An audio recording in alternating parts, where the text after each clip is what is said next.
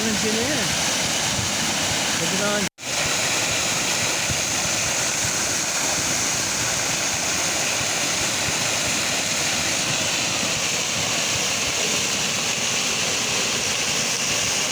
Ini anak kita lagi ini.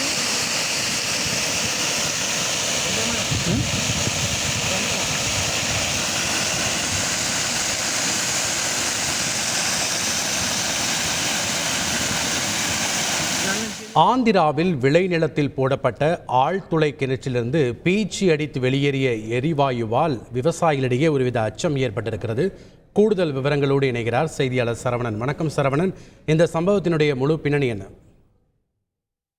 Andhra மாநிலம் அம்பேத்கர் கோனசீமா மாவட்டத்தில் உள்ள சிந்தலப்பள்ளி கிராமத்தில் வசிப்பவர் விஜயேந்திர வர்மா. இவர் தன்னுடைய விவசாய நிலத்தில் விவசாயத்திற்காக 500 அடி ஆழத்தில் ஆழ்துளை கிணறு அமைத்து அந்த நீரை பயன்படுத்தி விவசாயம் ஈடுபட்டு வருகிறார், விவசாயம் நடத்தி வருகிறார். இந்த நிலையில் இன்று அந்த ஆழ்துளை கிணறிலிருந்து நீருடன் சேர்ந்து எரிவாயு ஒரே மூச்சாக 15 அடி உயரத்திற்காக பீச்சி அடித்து வருகிறது. இதனால் நீருடன் எரிவாயும் கலந்து வருவதால் அந்த விவசாயி அச்சமடைந்து அருகில் உள்ள தீயணைப்பு படையினருக்கு தகவல் தெரிவித்தனர்.